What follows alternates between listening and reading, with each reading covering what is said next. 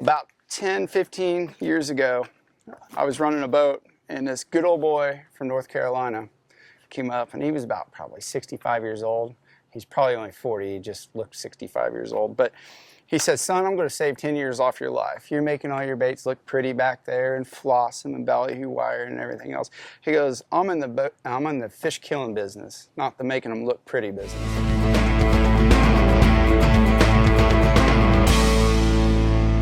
I'm Matt Taylor. And I'm Darren Impson. And we're with the Ripper Fishing. Today we're going to talk about how to rig a skirted ballyhoo rig.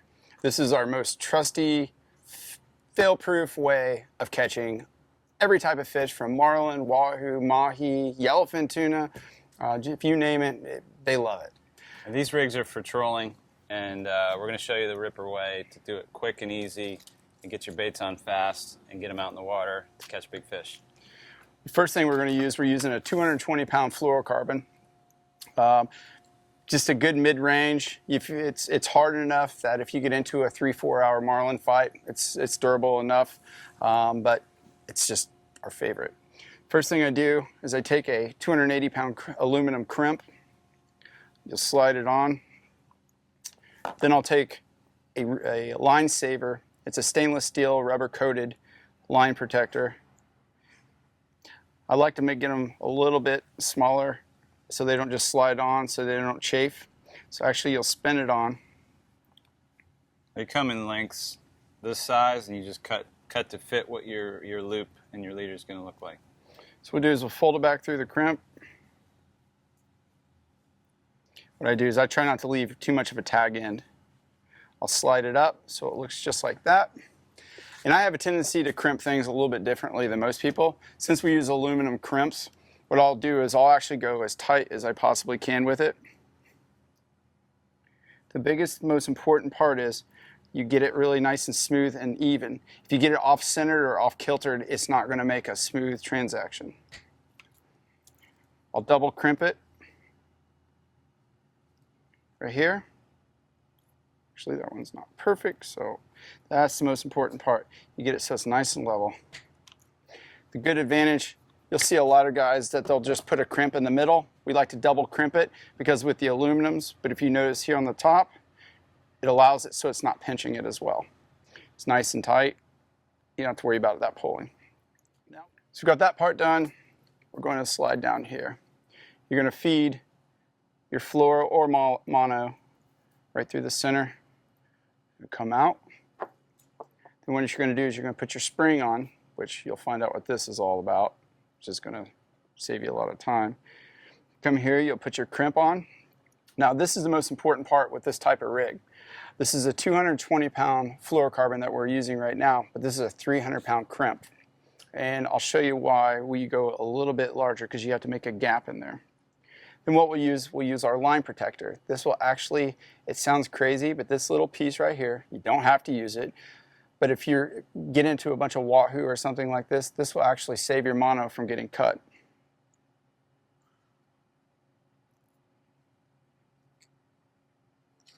Slid on right there. Now what we'll do is we'll use stainless steel wire. I like about a 19 gauge. It's stiff enough that it just holds up and you don't have to worry about it breaking and bending really easily. I'll cut an excess piece off. The main thing is when you're putting it in there, you want to make sure it's not super sharp so it nicks your mono when it's going through there. Or your fingers when you're rigging the ballyhoo. Then what you do is you have your rig here with your crimp, your 300-pound crimp, your line saver there. You're going to come through and you're going to put your hook right there. Then what you're going to do is you're going to feed this right in there. But now here's the big piece. Your piece of stainless steel gauge, you're going to slide it in there. And what I typically do is I'll slide it between the two pieces of mono so it acts like a bed so it's not rubbing up against it. Then what I do is I make sure my mono, you don't want your stainless steel coming out there. You want your mono flush with the end of that. What you do is you come here and squeeze it together like that. Then come here, and this is probably one of the most important parts, as I discussed earlier. You want it nice and straight.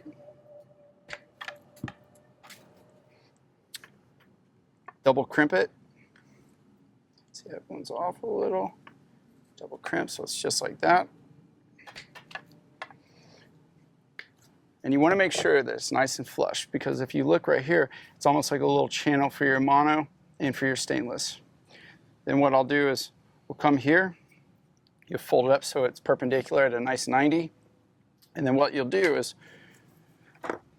slide your spring down here. You don't want it too high up here. You'll see the top of your spring, which Darren will show you why that's important here shortly. What I'll do is, and it depends on the size of your ballyhoo. Like, we use really big ballyhoo, so the heads are bigger, so you want to make sure it's good. So now Darren's going to show you what you do with this rig. So if you look at your final deal, is your hook's sitting right there. So what you're going to do is your ballyhoo is going to hang back here, and or belly strips or whatever you're going to use. But the main thing is a fish will come up and strike this. If there's nothing on it, they're going to back off. Typically, they feel the meat, they taste it. They taste it. They'll come back for the second, third strike until they kill it.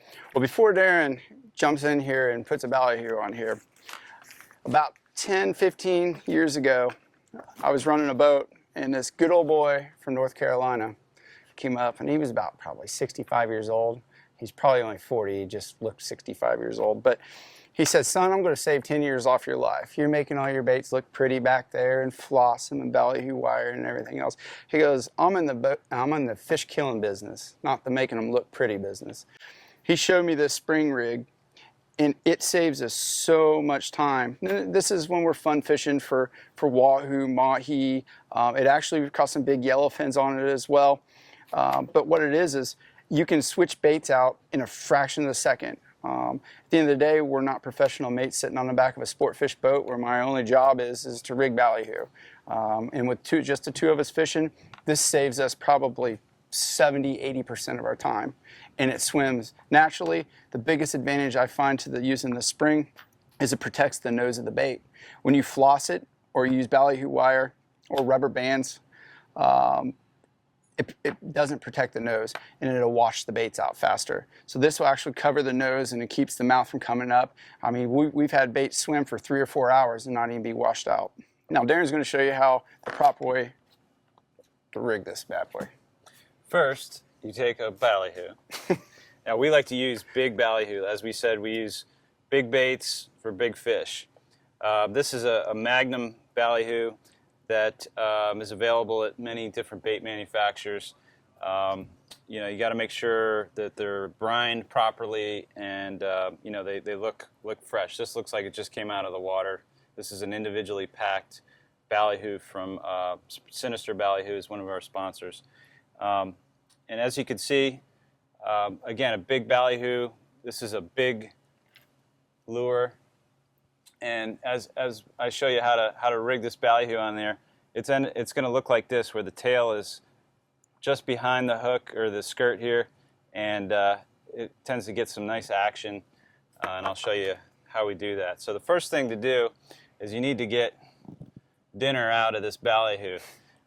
So what you're going to do is just squeeze kind of gently, but with a little pressure, and you're going to squeeze out last night's dinner from this ballyhoo, and you of course shake that off the side of the boat or in the boat if you don't care about stepping on ballyhoo poop. So the next step, you're going to try to break the back, not crack the back, but at least get it nice and rubbery so that it has a nice action when it's swimming behind the bait. Once we do that, the next step, you can break the beak off first, which I like to do, because you can't have the beak on where we're going to show you have the spring that's going to fit right over the head. If the beak's on there, you can't fit the spring over. You're going to take the hook, slide the gill open just like that, push down with your thumb kind of gently because we don't want to tear the belly, and right as the hook starts to bend, we want to just turn it, pop it out, again nice and gently because you don't want to rip it. Ripping the bait will cause it to spin and not look natural in the water. And it's real important you put the pin right through the middle of the top lip. Yeah, I sort of did that as just a habit, but again, you want to make sure this pin pops right through. There's a couple nose holes in the top of the ballyhoo's beak. You can pop it right through a nose hole. You bring your spring up, take your index finger, pull the spring apart ever so slightly, and as you do that, start to twist. Twist it around 3 or 4 times, get it nice and snug. Get your hook kind of straightened out so the hook is perpendicular to the ballyhoo. And that is a bait ready to go in the water. Just gonna pop your lure head back down, and again, the tail is gonna be just past the skirt, and this thing is gonna go like that in the water. Guaranteed fish. Guaranteed fish. Team Ripper. Guaranteed. Tournament proven. We've caught more of our big fish on this lure than any other lure that we used. We fish it really close to the back of the boat. It's really streamlined, and it's a big fish lure. I mean, big hooks, big bait, big everything. What it is this chugger will keep it so it's going down and up, so it looks like a ballyhoo or a flying fish skipping away from a predator. When they come in and hit this lure, they freight train it. There's no kitten with a ball of yarn. They come in and destroy it, and if they don't get it on the first run, they'll come back and just smoke it. As you can see, this is a big bait. A small fish typically is going to come up, look at it, and move on down the road. But a big fish is going to come up, see this, and that's dinner. When we're fishing for marlin, we're obviously not using J hooks. We're using circle hooks. You can rig the circle hook. In this lure. Yeah, same style. The circle hook's going to kind of kick out a little bit more. And one of the other things that we haven't talked about is they actually make rubber ballyhoo.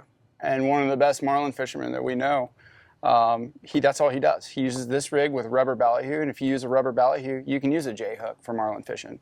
So looks the same. He catches a lot of marlin. I mean, He has no problem with it. We've done it. And it does produce. It's just, again, federal rules are if you're using bait fish, you have to use circle hooks. For marlin, for billfish. Wahoo, come and get it. And that's how you do it, Ripper style.